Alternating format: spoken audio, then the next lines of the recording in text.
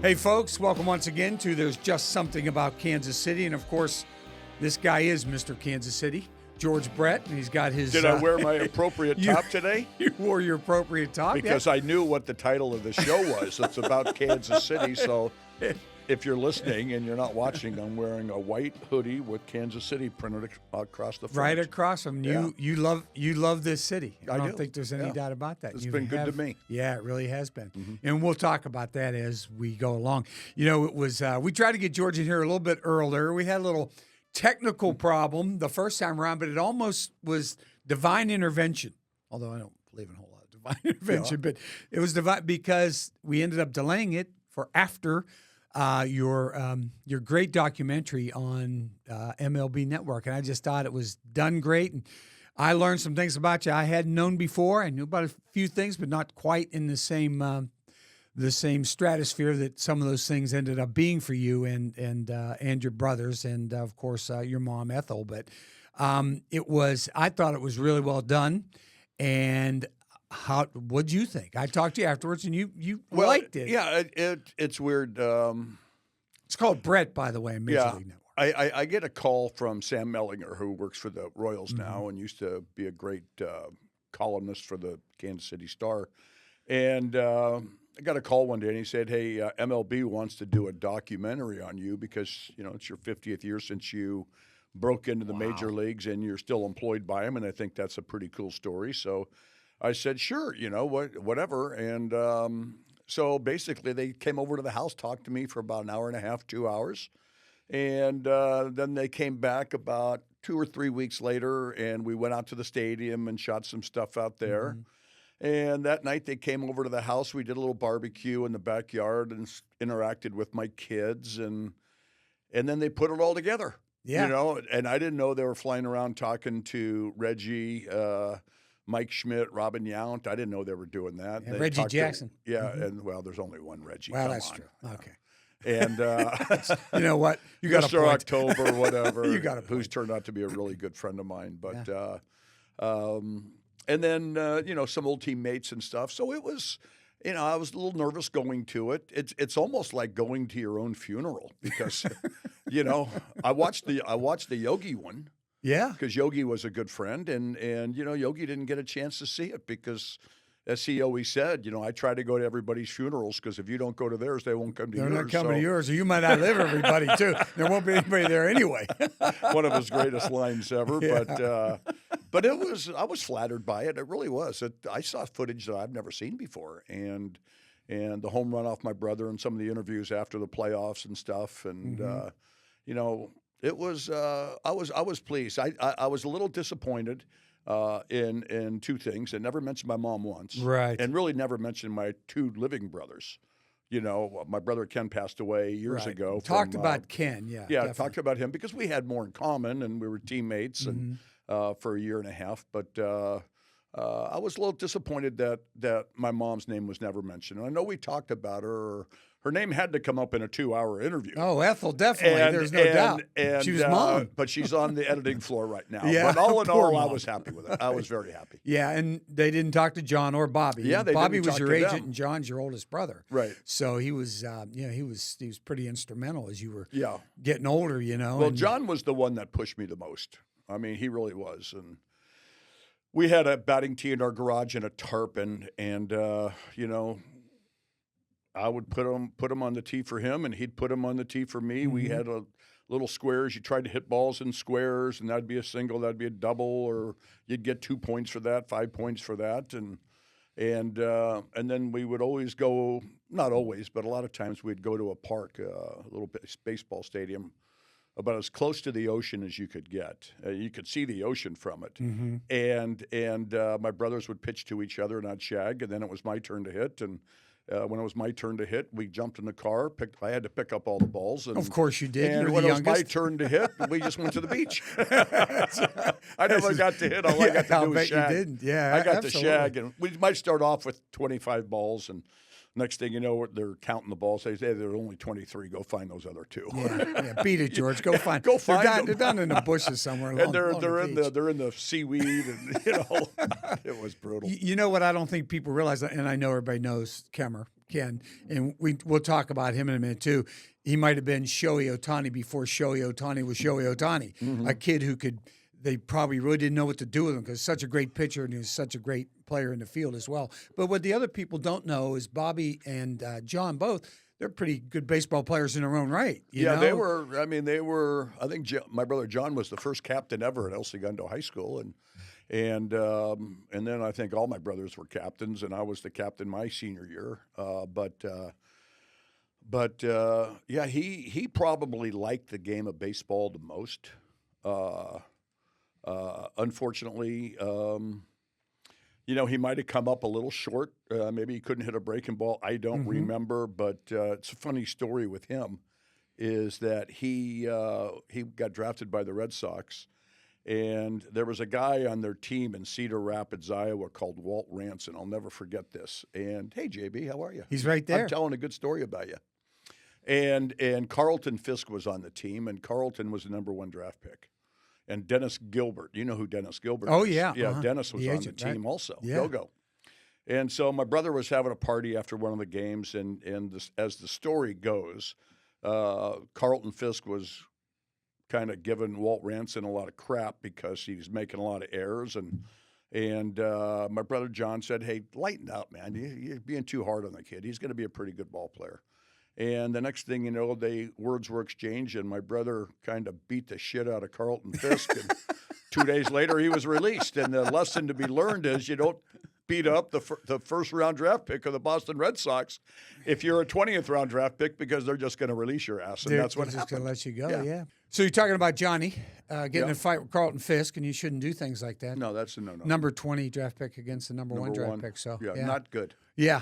Not good. And then the funny thing is, Carlton Fisk got inducted in the Hall of Fame a year after I did.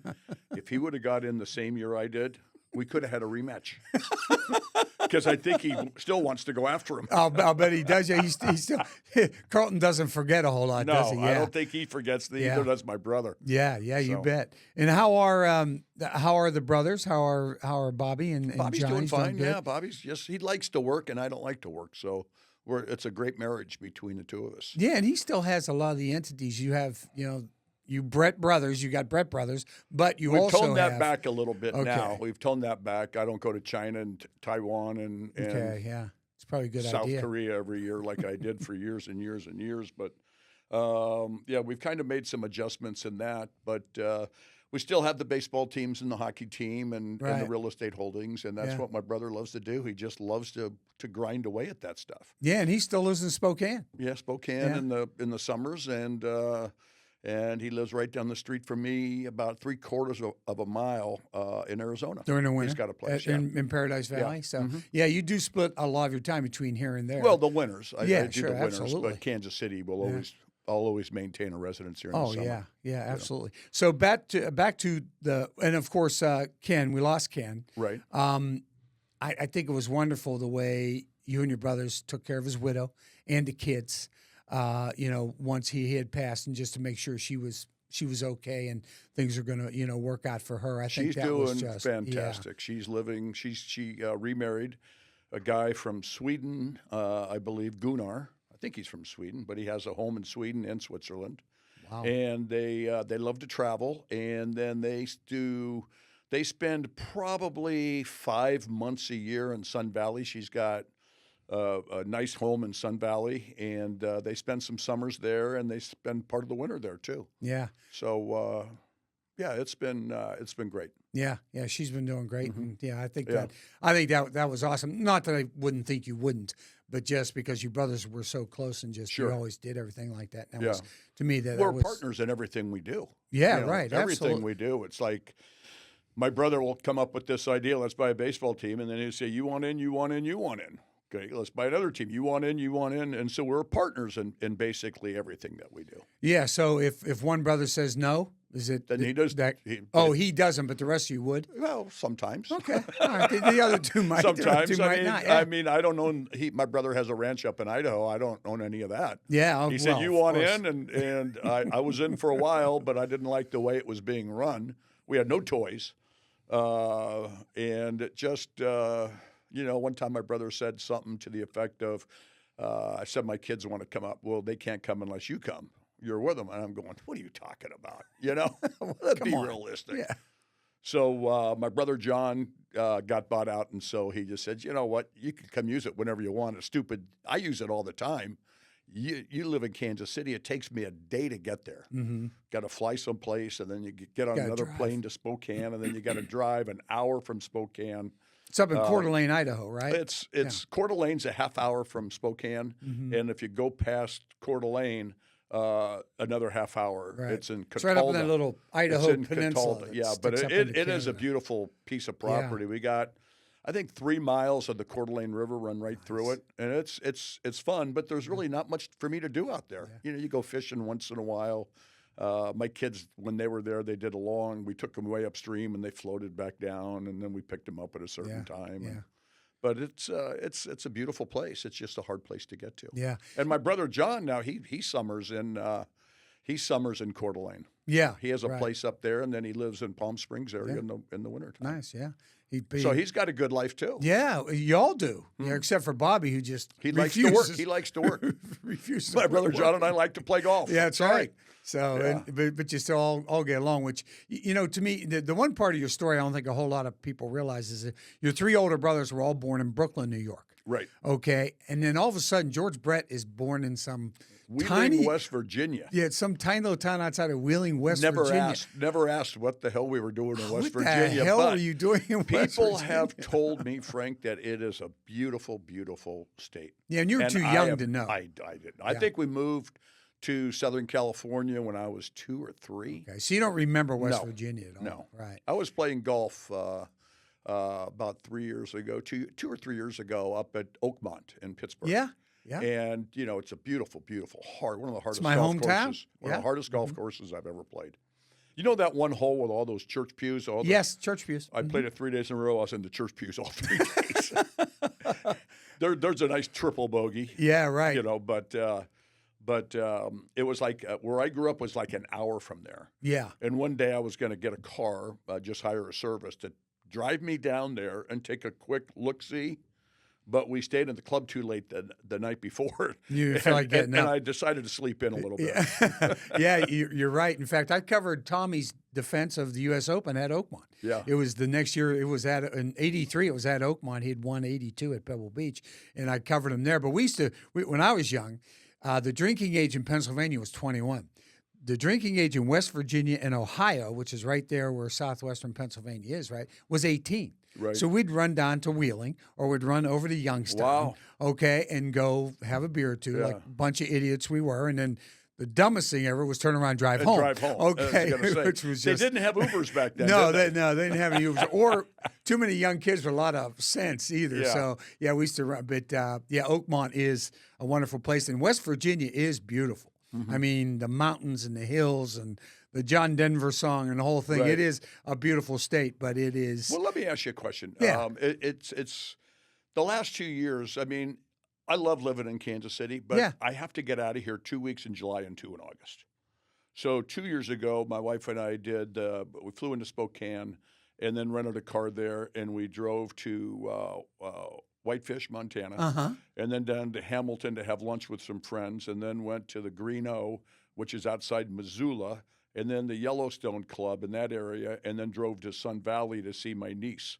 That's a and nice we were 2 gone weeks. 2 weeks. That's a nice 2 weeks. And she drove every inch of the way. Oh, Every inch of the way. that's because she didn't trust you driving, No, right? I'm a bad driver. I heard. I've I'm heard. a bad driver. And last year we did Colorado. And what would the reason that we have to escape here is the humidity. Yeah. Is it real humid in West Virginia? Oh, yeah. Okay, so Yeah. was going to say that might be a good trip, but Yeah. if I'm going to try to escape the humidity for 2 weeks, I don't want to go where it's humid. No, You know, Montana, right. Colorado, the last 2 years. This year, I think we're going to fly to San Diego and drive up the coast to Oregon. Oh, that's nice. Yeah. And here's the deal, and I don't know, I'm sure you could probably do this. We, Tim Grunhard and I, and Tom Freeman and Mike Rosa, we went to Bend. I'm Yeah. sorry, we went to Bandon Dunes. Right. Okay. And it was unfreaking believable. Now, does Leslie play golf? No. She doesn't play golf. So in Bandon Dunes is golf only. That's basically all that's there. There's a little town abandoned down the street, but there's nothing for anybody My else to son do. Jackson's been there. They have like 9 courses now, and Yeah. it's as close to being in Ireland as you could It get is. in the United It States. is. Right? It is. It's a great place. And if you can stop the and weather see is it. the same. But Weather they say is the same. the winters are really good there. They are. Yeah. They're really good. The only problem is they have one course. I think it's the is it the Sheep Ranch, the brand new one? I think the Sheep Ranch is the brand new one. It's up on the bluffs. Yeah. They have to close that course because of wind. Sometimes the wind is blowing 60, 70 miles an hour that they have to close. Not because of rain or it's just like Ireland. You've been there. If it rains, well, you've got a tee time. Go play. Yeah, okay, exactly. that's just what they do, and that's what they do at Or you Bandon can as be well. like me. I was over in Ireland one time, and we you go over there for 7 days. You play 7 days in a row. Yeah. And it was about the 5th day we were there, and I'm there with Rush Limbaugh and some of our friends, our close friends that we used to take trips together. Yeah. Me and Rush, Dave Broderick. Oh yeah, love Dave. Hartley from Hawaii, Taco and T-Bones from Charleston, and one day it was raining, and I said, God, I don't like to play in the rain. And everybody's going, come on, we got to play. I said, I really don't play in the rain. Rush looks at me and he says, well, either do I. Either do I. Everybody went and played golf, but me and Rush, we just stayed in the hotel. Yeah, absolutely. And you guys go out. I don't play in the rain. Yeah. I'll never play in the rain. Really? Yeah. That's I how hate Tom Watson says you get better at playing in Yeah. bad weather if you play in bad weather. it. George, Yeah, come well, on. I like 70 degrees. That's it. I know. I remember when I was like 60, I said, I'm never going to play golf again if the weather is colder than my age. So I'm 60. If it's 60 degrees or 59, I'm not playing. It's too Right. cold. I had to adjust that. I'm 70 now. So That's right. I'm wondering. I had to adjust it. Yeah, you might not play a lot during the winter here if Right. if you're trying to adjust to that. Sure. But, you can play. I play every month of the year here. Mhm. Okay, which Oh, yeah. you can always You could always yeah. find a game here. I mean, Yeah. it's nice. No, enough. I mean, it's nice I think today the high. I asked Alexa before I was leaving. I think the high today. We're filming this on the taping this on the 17th, 18th, 18th of December, and I think the high today 2023. is 45. I heard Yeah, something like that. 45, Yeah. but there's no wind and the Right. sun's out. It's You perfect. put on some long sleeves and a nice little windbreaker. Sure. You're fine. You can wear your golf gloves. Yeah. You can you can get through it. It's no problem. And your relationship with Rush. A lot of people may or may not know that Rush was an employee for the Kansas City Royals, and that is exactly how he used Met to him. bring out the people who sang the Star Spangled Banner Yeah, and I the think Cub he- Scouts in the outfield, didn't he? Yeah, I think his job was escort out the first pitch ceremony, who was going to sing the national anthem, and he worked in group sales. And but when he got there, that's the first time I met him. And he was single, I was single. He'd come down the locker room all the time, and we just developed a friendship. And he was really good friends with my old secretary, Joni Fry. Joni Fry. And God and bless you, so Joni. yeah, and so we were just a team. And who knew when he quit the Royals and went to work in Sacramento to be a disc jockey that he would turn out to be the Rush Limbaugh. Yeah, absolutely. And I remember we would go to Oakland to play the A's. He would always come over. He'd always come over and watch a game. We'd go out and have a few beers after the game, and he was just a real nice guy. But the one thing that people don't realize about Rush, and probably half the people listening to this hate him, and the other half love him. Mm-hmm. But how generous he was with his money and his time. He was unbelievable. He was an incredible man. Yeah. An incredible man. And I'll tell you a funny story. I was playing in Gary Player's golf tournament down in Florida, and this gal, Catherine Rogers, invited me. And so I get down there, and I'm talking to her at the pairings party, and it was in the wintertime, and I was still living in Kansas City. So I said, yeah, man, I need to get out of here for 3 or 4 days. So I went down and played in it, and she asked me, she said, hey, do you know any other celebrities? I got to get some more celebrities to play in this thing. And I said, well, I got a friend that lives right down the street in Palm Beach. I'm sure he'd love to play in it. He loves golf. He's taken it up. He's not very good, but he loves to play. And she said, who is it? And I said, Rush Limbaugh. She said, oh, God, I could never invite him. I could never invite him. And I go, Catherine, let me tell you something. he would be the most popular person here. He would be the most talked about person here, because all the people that like him will go home and their friends will say, "Hey, hey, you wouldn't believe who I met at the tournament, Rush Limbaugh." And, oh, God, what was he like? Oh, God, he was a nice guy. And everybody that hates him would go, that asshole Rush Limbaugh was there. So you're going to get more. His name's going to be mentioned more than Gary players. Yeah. At this Absolutely. tournament, Don't forget whose tournament it was. Yes, yeah, exactly. Yeah, it was some good golfer had a tournament. I met Rush Limbaugh down there. So she invites him, and we go to the pairings party the next year. And as I introduce Rush to Catherine, guess what? 5 years later, they get married. Oh my God! Is that great? That is Yeah. great. That is awesome. Yeah, and he didn't get married till later in life either. So Well, he was married a few times before. Oh, geez, I forgot about Yeah, that. he That's was right. married a few times. That's right. before. Yeah. Oh well. There you go. One of those deals. Yeah. Yeah. He was a great guy. When did you know, like the political thing? It's funny. He left here, and I knew him when he was here, obviously, because I was here part of the time he was here. And then he left, and he started to do the radio thing. And then I'm down when the Royals went to Baseball City. Okay, that deal. I'm down in Orlando. Right. Okay, and we're doing it. And the next thing you know, it's a Sunday morning or something, and I turn on the radio. I think it's a weekend day. I'm almost positive. I turn on the radio, and I hear this voice I know, and I'm going, oh, my gosh, that's Rush Limbaugh. And he's doing politics. Yeah. And I'm going, how'd that happen? When did he? No, he was always in it, but he always had wanted to do that. We would have Sporting News, Sports Illustrated, and the sports page in the locker room. Yeah. We never had the front page. Nobody ever read that stuff. Right. So when he came in, and I'll tell you something, Jim Rome, I think, is really good. If Rush wanted to be sports, he could have been Jim Rome. Oh, yeah, but before Jim Rome. his passion was politics, and he never had anybody really to talk about it, with in the locker room, because all we cared about was sports. Yeah. So he just talked sports with us.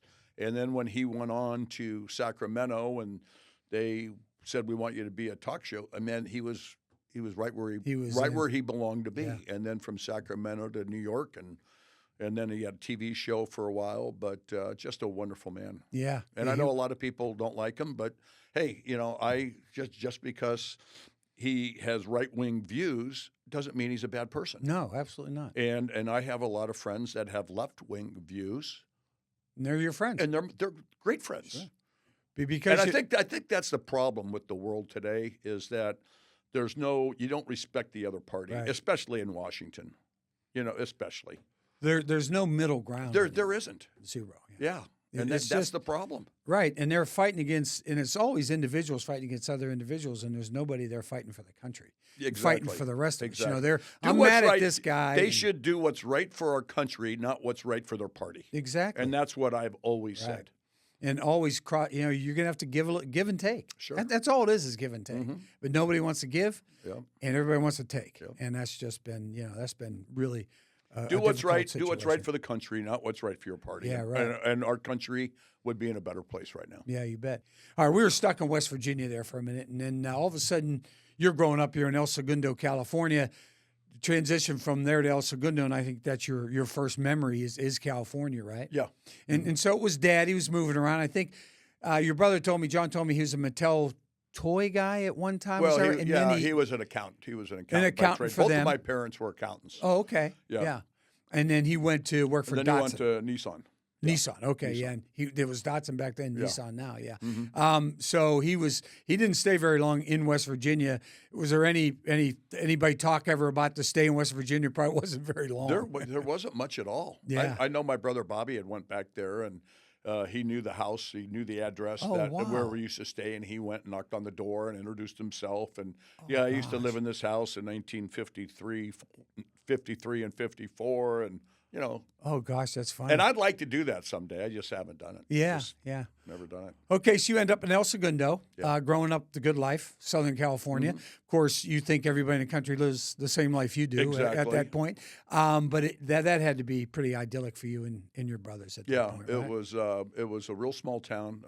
I think there was 14,000 people. Mm-hmm. We were surrounded by the LA airport on the north. We had the Hyperion, which where all the sewage goes from Southern California. It would go right down there, and they would cook it or do whatever, and then shoot it out in the ocean. And then on the other side of town, there was a big Standard Oil refinery, and then to the east, there was a street, and from there were strawberry fields and just nothing for about 2 or 3 miles. So we were a really secluded little town, and you hardly ever left El Segundo. You didn't have to. Yeah, right. You had the beach. You had everything you needed, right? We lived probably, as the crow flies, probably a half a mile from the ocean. But spent almost every day in the summer at the beach, body surfing, and just hanging out there. And then I'd come home and maybe have a baseball game at 6 o'clock or 5 o'clock or 7 o'clock at night. But the days were always at the beach. Yeah. When did you know that, I've got something here? That was it just from, I can look at my brothers, and I remember your Hall of Fame speech, one of the greatest lines, which I did not see. This was the point I got upset in for your documentary. They didn't have that line from your Hall of Fame speech where you told your brothers, I just wanted to be as good as you. Well, I never was as good as them. At least my dad always told me that. Yeah, I know.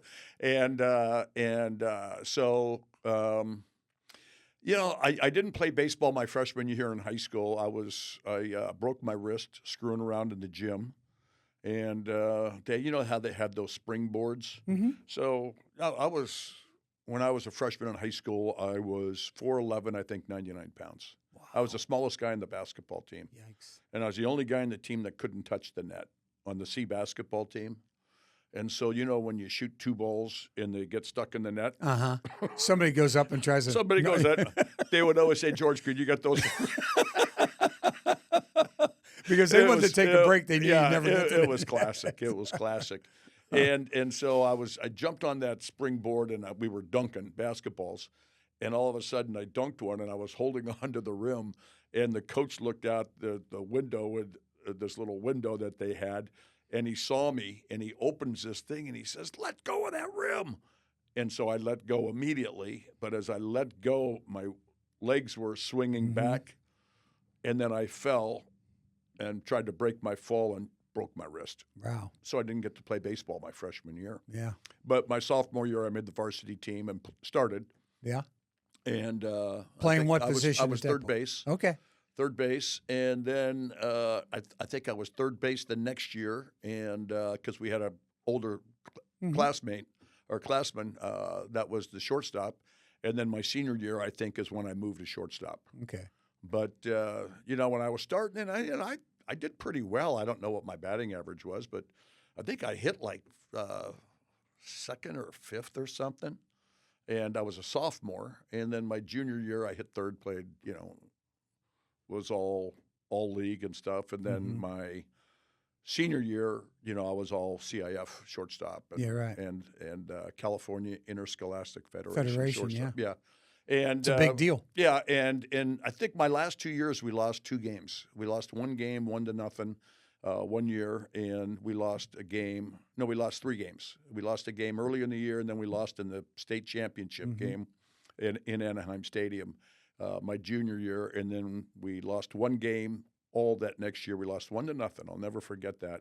And then we ended up winning this state championship against a team that beat us the year before. Right. And they had 2 first-round picks on it, Roy Howell and Roy Thomas. Oh, wow. Roy Thomas was a third baseman for a long time in the big leagues. He probably played 10, 12 years. Yeah. Anybody else on your team? Scotty McGregor, 20-game winner. That's right. He was a year behind me. Yeah, okay. But my senior year, we had six seniors on the team, and all 6 of us got drafted to play. Oh, wow. And nobody had a college scholarship. Yeah, I was going to ask you. It's so weird. That. I never had a college scholarship, and, other guys were going to college. But, I graduated. I was 5'10", 175. I still hadn't grown. I was still growing. And Scotty McGregor was the junior on our team my senior year. Scotty was a first-round pick by the New York Yankees. So I was a second-round pick. We had some like 8th-round picks, 10th-round picks, 20th-round picks. But, yes, it's pretty good to have 7 guys drafted off a high school team. Yeah, no wonder you only lost 1 game or 2 games in 2 years. Yeah. Mm-hmm. The other deal is, okay, so the pros see something in you that somehow the colleges missed, because you would think being in Southern California and Arizona's close or whatever, that in Arizona, Arizona State, USC, UCLA, Cal Berkeley, somebody that has baseball, and baseball was huge back in those days, wouldn't have come to you and said, "Hey, George, you can go to school here and you can play baseball here as well." Right. But that just didn't happen. Rod Dato, who was the coach at USC, was interested, but he thought I needed to go to junior college for a couple of years. Okay. So Arizona State, Bobby Winkles, no. And it's funny, I got a chance to know Bobby pretty well because he ended up going to the Chicago White Sox, and so I remember talking to him one day when his first year on the job as manager of the White Sox, and I was like 23, 24 years old.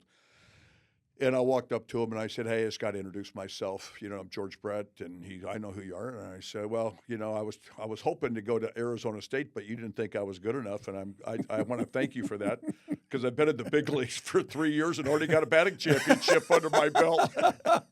And he said, "Yeah, we had a pretty good shortstop when you would have been coming.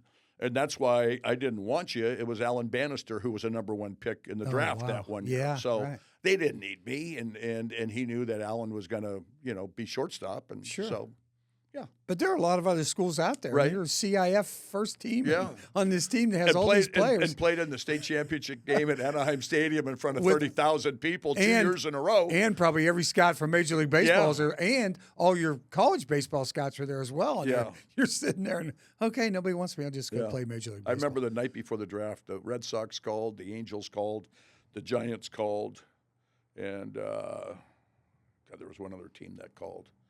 But they all called and they all said, "Hey, we're going to draft you. Are you going to go to college? If we draft you, are you going to sign? Or are you going to go to college?" And I just said, "I'm signing." I didn't tell them I didn't have any college scholarships. Yeah, right. You just said, "I'm going to sign." Yeah, I'm signing. Yeah. So they knew, and then you get drafted in the second round. Did that surprise you? Yeah, I didn't know. My coach thought I was a possible first rounder. Oh wow. Okay. The Red Sox called, and they came. They saw me play a lot. The scout that signed my brother had seen me play. He brought in the head guy, the head minor league guy to come watch a game one time, and then they came back to practice the next day. And so I thought, maybe, God, how great would it be to go to Fenway? Well, the Red Sox had some other guy in mind, a guy that was a lot bigger than me, Jim Rice. Oh, pretty good pick. Yeah, that's pretty good. Took Jim Rice instead of me. Yeah, right. That's not bad. Yeah. And then the Angels took Frank Tanana. Yeah. And the Giants took another third baseman because I played against him in rookie league and in A league. Guy, I think his name was Gallagher or something, but didn't make it. Good, he didn't make it. Yeah. And I didn't know anything about the Kansas City Royals, and they're the ones that drafted me. Yeah, and probably a desire maybe to play for the Dodgers or the Angels or at somebody time, in California at that time. San Diego. To be honest with you, I didn't know if Kansas City was in Missouri or Kansas. Yeah, sure. I didn't know. Some people still don't know where it is. Well, it's them both. You can't be wrong. Kansas City, Missouri, or Kansas City, Kansas. But it was good. I mean, it was a good opportunity for me. Yeah.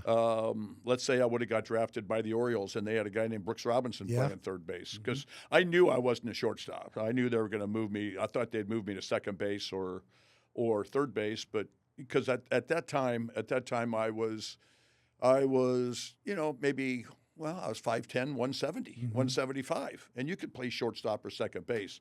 And then I started getting bigger and bigger, and stronger, and 6 foot, 6 foot 200, and throughout my whole career basically. But and at that point, you can be almost a little bit too big for shortstop. Yeah, right. Yeah, well, I mean, you know what I mean. Back in the day. back in the day. Back now, in the day. obviously, you have right. Yeah, but to get drafted by the Royals, Frank, was ideal because they became a team in '69, right? And I got drafted in '71. So they didn't have 50 years or 60 years of minor league system to build up. Right. And they had 2 years. So it was a little easier for me to advance through the ranks. I played rookie league, and I think I was all rookie league, one of the youngest players in the league. And then I went to the Cal League, and I think I made that all-star team as one of the youngest players in the league. And then I went to AAA, youngest guy on the team, and I made that all-star team. Right. And then Kansas City came calling, and at first it wasn't pretty, but they stuck with me, and I got better. And figured out some things, and ended up 20 years playing for the Royals, which was fantastic. Yeah, I It think might not ever happen if I was drafted by anybody else. absolutely, because baseball is so fickle that way. I mean, you need a chance, and then you have to have a team that believes in you. But there are some teams that don't give anybody, like the Yankees or even the Boston Red Sox or the Angels, the Dodgers, these big market, you have one bad year, one bad half year, they call you up and you bat 190 or 200 or whatever, and they go, that kid's not going to make it. We're going to throw him on the scrap heap, and then nobody else wants to take a chance with you. But you went to work, and it wasn't just a fluke that you became who you became, and the big name for you was Charlie Lau. Yeah. I mean, that was a big name. Your batting instructor. Yeah, he was probably more instrumental in my career than anybody.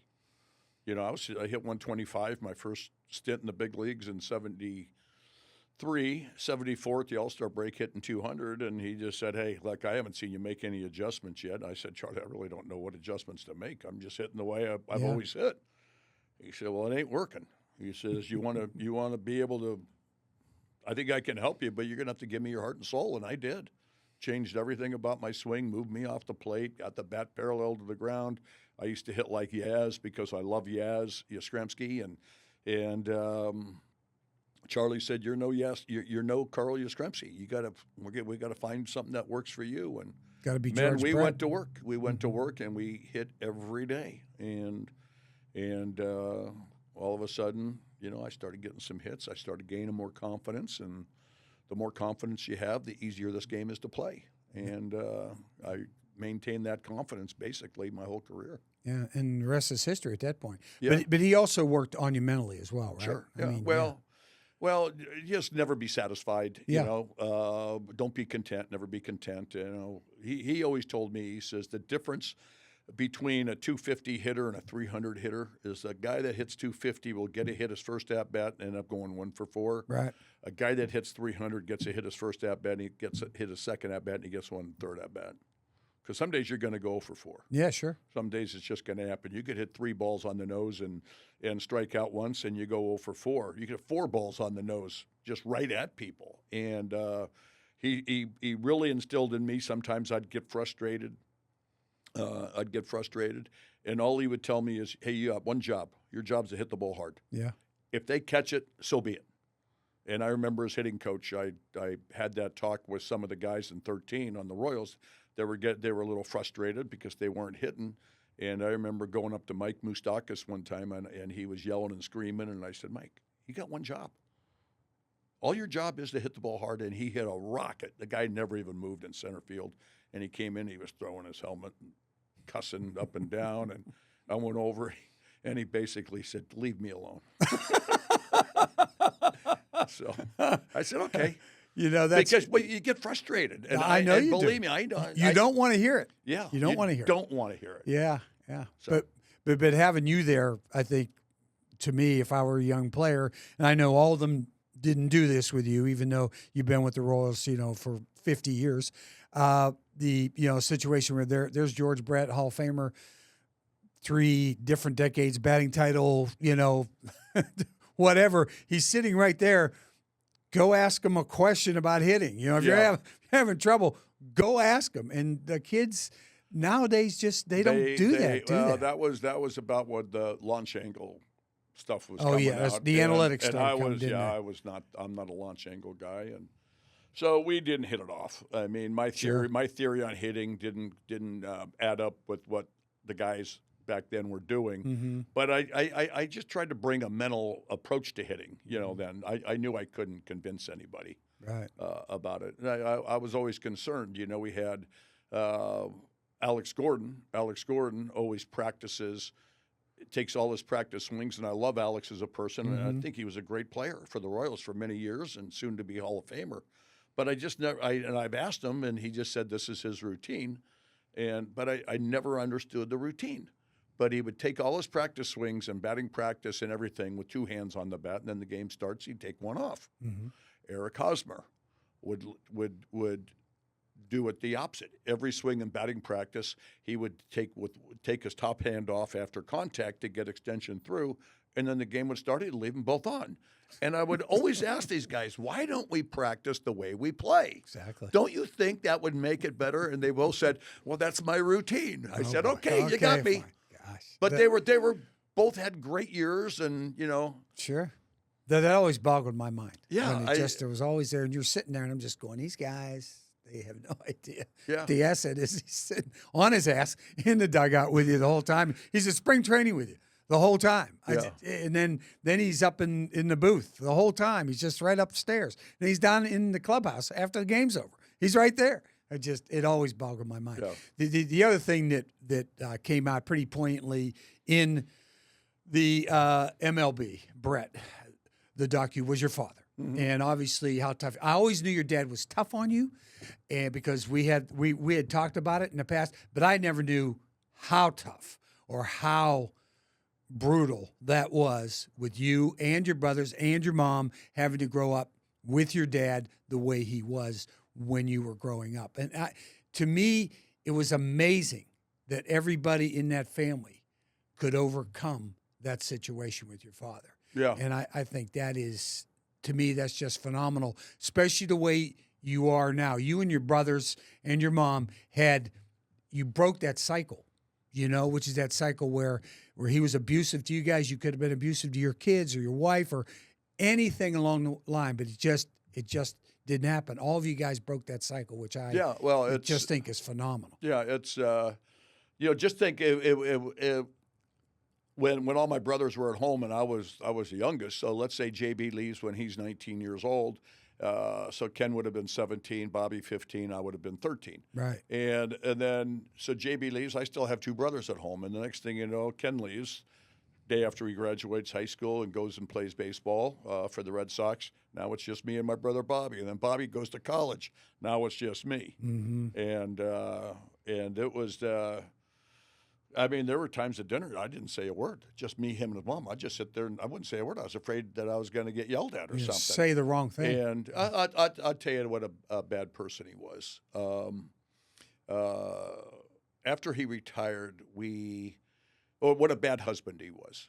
After he retired, we took him out to dinner. My parents got divorced about 5 years after I graduated high school because they moved to Manhattan Beach from El Segundo, and they wanted, okay, let's just move over there and maybe we can rekindle everything, get out of the house. And so me and my brothers were going to throw him a party for when he retired from work. And so he said, no, I don't want a big party. Let's just go out and have dinner with my boys. So 4 of us go to a little Mexican restaurant that we all love, Paco's Tacos in Westchester. And we go there, and he said, hey, I got to come clean with you guys. Okay, what's that, Dad? You guys have a brother that lives up in upstate New York somewhere. Oh, wow. Oh, that's weird. So then he dies in 92. I go to the funeral, and I see some gal there, and she's talking to my mom and my brother Ken. And so I walked up, and I noticed at the church that, she was taking my dad's death pretty hard. Mm-hmm. And so I walked up to her, and I said, hey, I don't know who you are. Did you work with my father? And my brother Ken says, George, this is your sister, your half sister. Oh, wow. I go, what? What are you talking about? Well, Dad, and she was probably 5 years younger than I was. Okay. And then, so this is after the move from New York and West Virginia. Now you're in El Segundo, and now we're back in New York again. Evidently, my dad liked to play the piano. Who knows? He wasn't very faithful to my mother. Okay. And then she says, I have another sister. So that's 2. That's 3. Oh, it's 3. I'm sorry. Yes. So that's a bad husband. Wow. That's a bad husband. Wow. And let's end it at that. Yeah. Yeah, absolutely. But again, I do commend you and your brothers for overcoming everything. And Ethel, of course, she was just lovely. Mm-hmm. My mom knew she couldn't raise 4 boys by herself, so she just stuck with it. Yeah, she knew what the hell was going on. Absolutely, what's she going to do? Yeah, what's she going to do? Yeah, she's got you 4 running around, and you were the last one there. Was he? just was it tougher on you because you're the youngest, the last one at home? I'm not going to belabor this point. I'm just saying, was there a favorite? Was there one who didn't take a whole lot of grief, and the other three are going, "Come on, Dad"? Well, Kemmer and Bobby, not much. Kemmer didn't take any, I don't think. Okay. He didn't take any because he was a perfect kid. He was a great student and a great athlete, and he didn't get in any trouble. My brother John and I got in some trouble. My brother Bobby, he got in a little bit of trouble, but not much. He was a better student than my brother John and I, and he was a great athlete, great basketball player, great baseball player. Yeah. And so, I think JB got it the worst. I got it the second worst because I was the only one at home. You're the last one. Yeah, I was. There were times when, there was no one else to take it out. Yeah, absolutely. Yeah. So, okay, like I said, congrats to you and your brothers for stopping that vicious circle. Let me ask you a question. If the baseball thing, and it's crazy because you'd always played baseball or whatever, if you hadn't been drafted and the baseball thing didn't work out, is there anything you think you would have been or somebody you would have been otherwise? I know you do all these things. You got a lot of personality, and I know you didn't go to college or whatever. I don't think that bothers you, especially the way your life ended up. But the deal, was there something else that George Brett, if you ever sat down and thought about, my God, if I wouldn't have played baseball, what in God's name would have happened to me? I'd never thought about that. My brother John had a really successful building company. His construction company, He built, track homes. He'd build 150 of them at a time. I probably would have been one of those guys working for him. Who knows? Yeah. God, I'm just thankful that baseball did work out because the great quote my mom told me one time is my mom and dad were having dinner and I wasn't home and they were talking about me. This is when all my brothers are gone, and I might have been at a practice or I might have been out, and the two of them are home, and they go, "Poor George, he's probably going to live with us the rest of his life." Is that a great line? Yeah, I love that line. That is an awesome line. And the other one is superstitions. How many superstitions did you have? I know athletes have really superstitions. have one. Do you have any? I didn't. Have stepping any. on the line as you go out, and I all couldn't that remember sort of what I did the day before. If you stepped on the line, did I step on and get 3 hits? Or oh my God, I can't do that. I went 0 for 4 that day. I didn't have anything like that. But the one thing that I always did, during the national anthem, and I've done this my whole life ever since Little League. I would say the Little League pledge. I trust in God, I love my country, and will respect its laws. I will play fair and strive to win, but win or lose, I will always do my best. I would say that to myself every time I heard the national anthem. In fact, every time I hear the national anthem to this day, I say it. Do you still say it? Do you say it out loud? No. Okay, just say it to myself. Wow. Yeah. Still say it. And so you were, and all that is it makes you feel like you're a kid again. Sure, absolutely. Yes, that's a great thought. Yeah, it just made baseball fun. Gosh, I trust in God, I love my country, and will respect its laws. I'll play fair and strive to win, but win or lose, I will always do my best. Wow. Yeah. That is just, it's incredible. You also said, I'm not too serious about anything. No. I thought I think that's one of your best quotes I ever. try not to be serious about anything. Yeah. The more serious you are, the more stress you put on, and stress causes heart attacks. Yeah. We don't need it. You stay in good shape. Stress also causes hemorrhoids, I found out in 1980. Why me? Like why not Joe McGuff? Yeah, why not Joe McGuff? I remember that. And the other thing that I've got to give you credit for, and something that you've always done, you've always given back to this city, okay, with ALS. Yeah. He even did PETA with the dogs and hot cars. Right. You were, you support the military. You've done the podcast with people. You're still as well known really today, and I know you don't think so, but you're almost as still well known today. That's why MLB will come out with a documentary while you're still alive. George Brett, he's still around today. 50 years later to being there, and just the idea that you have given back so much to this community that you have gotten a lot out of, but there's a lot of people just walk away and that's fine. I gave them all I could give them and I'm done. But you never did that. No, I stuck around. I mean, I'm still one of Sarah's soldiers. Sarah, my girlfriend. Sarah Nauser. With ALS. In fact, we're doing something this year. They're having a big dinner. I think it's in March. I think it's during spring training. I'm going to fly home for it. But they're doing a big dinner for ALS, a fundraiser for ALS. And it's going to be a good one. It's going to be a good dinner. We used to have that night of hope a lot. I remember. And then it was Remember always being during there. spring training, and it was hard for me to leave. But this year, they're going to do one because I've had, I think, 40 golf tournaments for ALS now. Yep. I think I had my 40th one.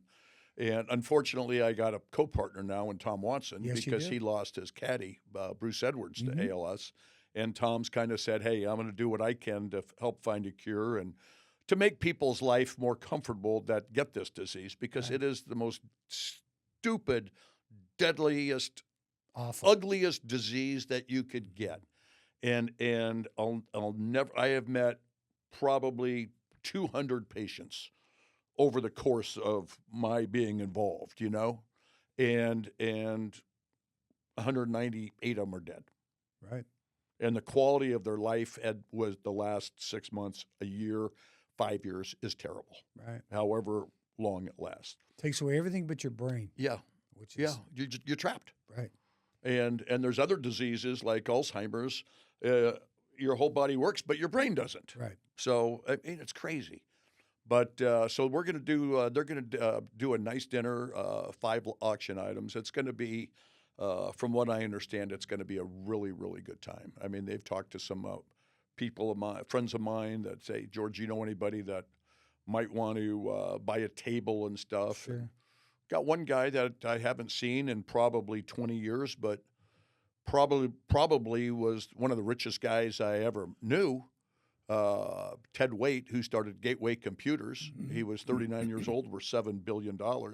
And I said, well, yeah, Cook, I send him he's come and do it.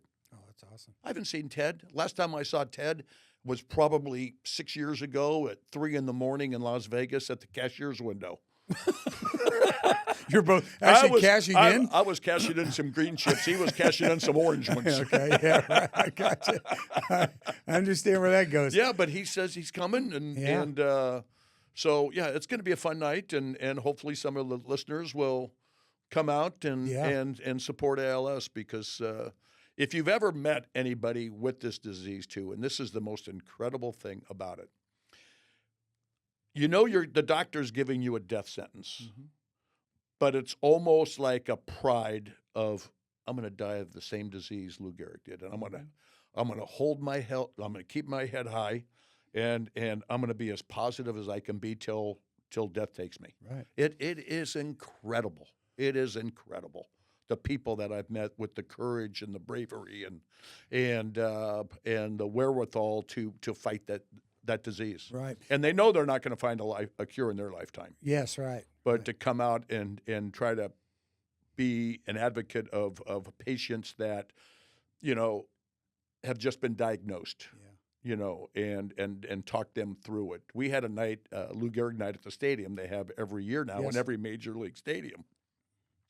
And John Sherman had a friend of his, the owner of the Royals, that was just diagnosed with ALS up in his box. And I had a bunch of people, there's probably 15, 20 people with ALS at the stadium that night. And they were driving 6 hours in cars to come to the game. And she wanted to go meet some of the other people that have had ALS for 2 or 3 years. And her husband wanted to talk to the spouses, how, and stuff like that. And it was really a moving experience. It really was. Yeah, I had a friend, he was my athletic trainer at Villanova when I played there, and get taped with him every Sunday morning or every Saturday morning for the game. And his name was Jake Nevin. He was a U.S. Olympic track and field trainer when Jumbo Elliott, the former track coach of Villanova, was there, and he died from ALS. He was one of the first guys I knew. And then, of course, Joe McGuff, again, the wonderful columnist for the Kansas City Star, and just a wonderful guy. And that's what you and Tommy are doing now. But I think one of the things that gives people the courage to do it and the inspiration to do it is the fact that you and Tommy are involved as well. And I think that gives them not hope, because like you said, it's a death sentence, but it gives them a reason to live. Yeah. And I think that's one of the most important things that you guys have done. And I just think that's great. So Tommy's done a tremendous job. He does and he went to Stanford, and we'll go at our conference, at our golf tournament. We always do a little news conference, and they say Colleen, the president of the ALS chapter, will get up, say a few words, and then they'll ask Tom some questions, and then all of a sudden Tom will say, well, they have this new gene or this new drug, and it's called soda. And I can't even say.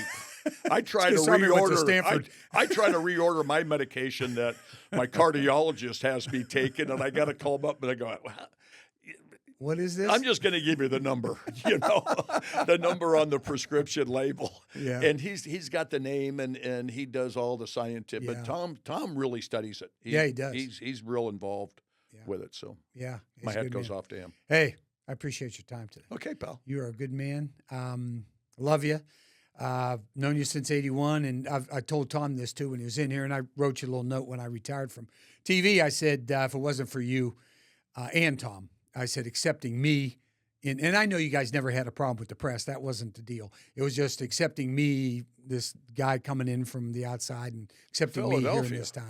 Yeah, I know. You thought I was going to be throwing stuff at you like to do at Santa Claus half the time. So, but it was, it was just one of those things. I thought it was interesting what Mike Schmidt said in the documentary about how different we were. Oh, yeah, right. How I embraced everybody, and he was like this. Yeah, he didn't want to see anybody from Philadelphia. And you know what? If Mike Schmidt would have played here, been different. He might have been embracing everybody. And if I would have been in Philadelphia, I might have been like this. Yeah. Or New York. Yeah. Or Boston. Any of those. You don't know. But this is, obviously, I think it's a lot easier town to play in, Kansas City, than Philadelphia. Boston, I think, would be pretty good, even if you're having a bad year. I think they stick with you a little bit. But Kansas City, I think, when you compare Kansas City, the people, and I'll tell you another good thing about this town. I don't know anybody that's not involved with some type of charitable work. And all my friends back home that I grew up with, I don't know anybody that is involved in any charity work. Yeah. But that's Kansas City. Yeah. And that's why, I wear these a lot. I wear Kansas City. Right. I don't wear Royal stuff, but I'll wear, and I love the Charlie Hustle. A lot of times I wear a hoodie like this with the heart on it with KC. Sure. I wear those all the time. I think I got every color, and just happy to be. I'm really happy just to say, people, hey, where do you live? I live in Kansas City. Yeah. I don't say Missouri. I don't say Kansas. I just say I live in Kansas City. Well, you do. Yeah. You live in both. Mm-hmm. You're in the metro. Right. You go over there. I know you're a crazy soccer fan. They're over on there's over on the Kansas side. I saw the shirtless shimmy. Yeah. I saw that when I was with Mike Commodore, a buddy of mine from Arizona, who's good friends with the Illigs, and he was in town, and we ended up going to a game, and I was wearing my Johnny Russell shirt that night. Yeah. And so Johnny scored his second goal, and that was it. I just went crazy. Took my shirt off, started swinging it. Oh, God. Yeah. So we love about you, partner. Yeah. And you know what's great? I really like soccer. I really do. I know you do. Wrexham's a great show. You ever watch Wrexham? Oh, yeah. Yeah, watch that. But they have their spring training or winter training in Phoenix. Mm-hmm. And the Illigs and I've been friends for a long time, the whole family. And Mike took me out to practice one day. And then the next year we went to a game. They had a scrimmage. But, you're kind of standing and you're watching them, and, God, I'm just watching them going, God, these guys are so good. They're like hockey players, Yeah. They use their stick and their hands, but these guys, and the precision of the passing and some of the drills they do, and you watch Peter coaching them and stuff. Mm-hmm. And then one time they were doing these side kicks, and guy was running, and the goalie was there, and I said, how hard is it to be a goalie? I'm standing behind the goalie net, and I swear to God, I'm going, you got to be shitting me. Goalie would be tough. Oh, goalie it would really be tough. Absolutely. But I was amazed at the speed of that ball and how fast it can change directions, and the hook and the spin and stuff. And I went to the last 4 home games this year, and they won them all, so it was great. I'm going to go to a lot more next year. Yeah, I really enjoy it out there. And Peter Vermees is perfect. A great guy. And he's perfect for this town and this city. He is so honest and upfront. And I think that I'm going to try the girls team. I want to go see Oh, that. yeah. I want to go see that The Current, stadium. KC Current, yeah. Brand new stadium in the, Right. it's Chris and Chris and Angie Long, yeah. They bought my old house that I Yeah, lived in. yeah, they've done a great job with that team. And Unbelievable. to finance all that Unbelievable. stuff by themselves, Yeah. and then everything they're putting in there is local. All the food, all the booze, all the beer, everything they're putting in that stadium for concessions. They're all local companies. I just think they just have They're going to have Coors Light? Their vision. I'm not sure about that. Yeah. They better. You won't go. Yeah. Well, you could probably smuggle a little bit in yourself, but that's it. Yeah. But I think anybody who thinks about Kansas City, I think one of the first people they think about is George Brett, and always have. And even the guys in 14 and 15, I know they're, you got Moose and, the Hosmer and, Alex and the whole deal. But I just still think you are Mr. Kansas City, Well, not you're just too from kind. baseball, but from You're too everything kind. else you've done. You're too kind. You're a good man. Thank you, sir. And folks, that's why we say there's just something about Kansas City. There's just something about it. Thanks, George. And when you figure it out, let me know.